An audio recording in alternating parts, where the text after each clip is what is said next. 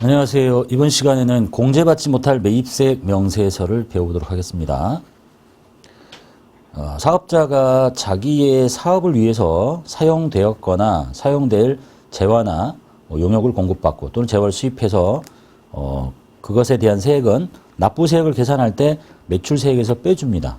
당연하겠죠? 그런데 다음의 경우에는 거래 징수당한, 즉 돈 주고 세금계산서를 받아왔다 하더라도 그 매입세액은 매출세액에서 빼지 않겠다. 이것 중에 일부분들은 이미 다 배우신 게 있던 것이 대부분이죠. 접대비, 면세사업 관련, 이런 것들. 근데 조금 더 자세하게 이제 배우겠다는 얘기입니다. 왜냐하면 이 부속 서류가 있으니까.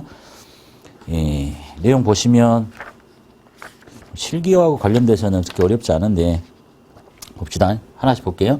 매입세 공제해주지 않겠대요. 첫 번째가 세금 계산서 안 받아왔대. 해주겠니? 당연히 안 해주지. 받아오긴 했는데 그 중에 부실하게 기재된 게 있대. 세금 계산서를 받지 않거나, 읽어볼게요. 세금 계산서를 발급받지 않는데 매입세액을 공제해 주겠습니까? 안 해주겠죠.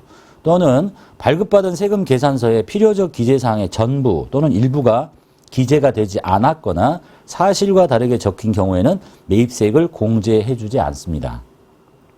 당연하겠죠. 그런데 예외적으로 다음의 경우에는 허용해 주겠다라고 하는 게 굉장히 많이 들어있어요. 이걸 다 알아야 되는 건 아니고 그중에 몇 가지만 딱 기억하시면 됩니다. 들어보면 그냥 맞는 말인 것도 있어요. 자, 읽어볼게요. 첫 번째. 사업자 등록을 신청한 사업자가 내가 사업자 등록을 신청했어요. 그런데 사업자 등록증 발급일까지 신청하고 바로 주면 좋겠는데 최소 3일 이렇게 기간이 있었죠. 발급일까지 거래에 대해서 그럼 사업자 등록증이 없는데 세금에서 어떻게 받냐. 대표자의 주민등록번호를 적어서 발급받았다. 매입세 공제해 주겠다는 얘기죠. 보통 그렇게 하니까 사업자 등록을 신청했는데 안 왔다. 또는 신청 전에도 신청만 하면 기산해서 1월 1일부터 다 돌려받을 수 있는 거니까 대표자의 주민등록번호 받아서 저거 받아오면 된다는 얘기예요. 두 번째, 발급받은 세금 계산서에 필요적 기재 사항이 잘못이 됐는데 그러면 이제 부실 기재겠지. 그런데 이게 착오로 사실과 다르게 적혔대요. 착각했는데요. 이렇게. 그리고 그 세금 계산서에 적힌 나머지 필요적 기재사항 또는 임의적인 기재사항으로 보아서 이 거래가 사실이구나 라고 판단이 되면 매입세액을 공제해 주겠다라는 얘기입니다. 그 다음에 3번이 중요해요. 재화 또는 용역의 공급 시기 이후에 발급받은 세금 계산서에 공급 시기 이후에 발급받았다. 예를 들면 공급 시기가 4월 1일인데 이후에 발급을 받아요. 예를 들면 6월 달에 이렇게. 그럼 어떻게 할 거냐? 발급받은 세금 계산서로서 해당 공급 시기가 속하는 과세 기간에 대한 확정 신고 기한까지 발급을 받아. 그럼 여기로 보면 확정 신고 기한은 7월 25일까지죠. 요 날 이전에만 발급을 받으면 매입세액을 공제받을 수 있다라는 얘기입니다. 원래 세금 계산서는 공급 시기에 받아와야 되지. 4월 1일자로. 그런데 지났어. 그래도 과세기간, 확정신고 기한까지만 발급받으면, 즉 7월 25일까지만 발급받으면 매입세액이 공제가 된다는 거지. 그러면 아무 때나 받아도 되는 거 아니야? 아니죠. 그래서 중요한 거야. 이때 세금계산서를 늦게 발급받았죠. 지연 발급 가산세를 물게 돼요. 이거 나중에 이제 뒤편에 가산세에서 나오니까 암기하셔야 돼. 그래서 다음 페이지 보면 이런 경우에는 지연 발급이 아니지. 바보. 늦게 받아온 거죠. 지연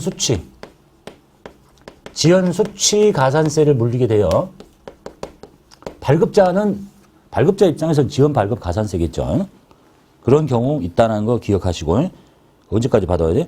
공급 시기가 속하는 과세기간의 확정신고 기한까지 받아오면 매입세액은 돌려주되 가산세는 물어라 이런 얘기입니다. 안 그러면 지 멋대로 받아올 거니까. 그 다음에 4번 별로 중요하지 않습니다. 읽어만 볼게요.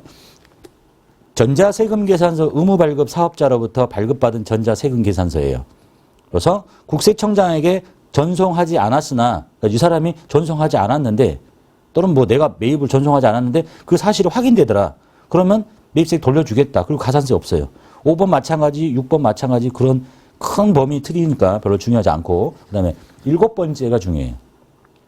재화 또는 용역의 공급 시기가 속하는 과세기간에 대한 확정 신고 기한이 지난 후에 세금 계산서를 받았대. 자, 아까 여기죠. 여기까지 발급 받아오면 가산세 물고 매입세 돌려주는데 이게 지난 후에 받았는데 이후에 받았다. 이후에 받았는데 그 세금 계산서의 발급일이 확정 신고 기한 다음 날로부터 그러니까 7월 25일의 다음 날로부터 6개월 이내야. 거의 한과세 기간 이내에 받았다는 얘기죠.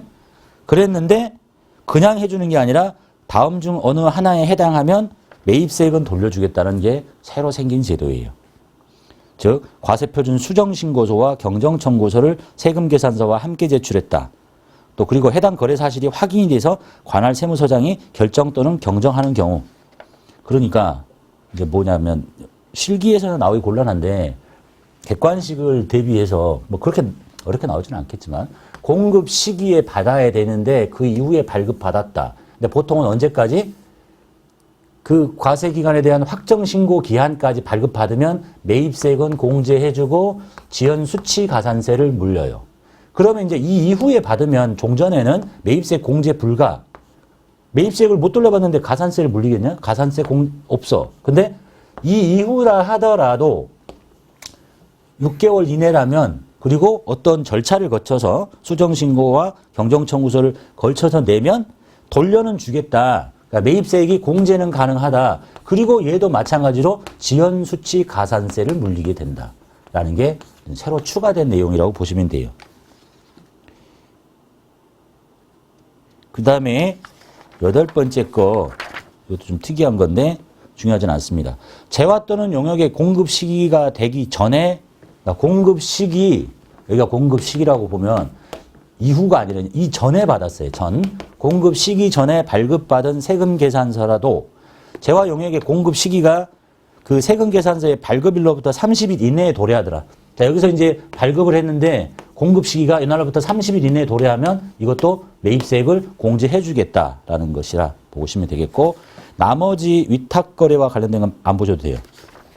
그래서 이 첫 번째 거 중에서 세금계산서 미수치와 부실기재 중에서 봐야 될 거는 세 번째 동그라미, 그 두 번째 동그라미가 출제된 적은 있었어요.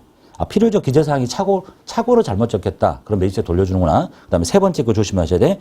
공급 시기 지난 이후에 발급받았다 하더라도 요 날까지만 받으면 돼. 7월 25일 이전까지만. 그런데 또 뭔가 하나 생겨갖고 그 이후까지 받아도 돼. 하지만 어떤 두 가지 요건을 충족해서 받아. 라는 게 추가됐다고만 보시고 나머지 거는 신경 안 쓰셔도 돼요. 그리고 이 경우가 지연수치 가산세의 적용 대상이라는 거예요. 받는 사람도 원래 매입세금 계산서는 대부분 가산세가 없어요. 근데 이런 경우는 가산세를 물리더라. 공급자도 당연히 지연발급 가산세, 나는 지연수치 가산세. 뒤에 가산세 편에서 다시 만나요.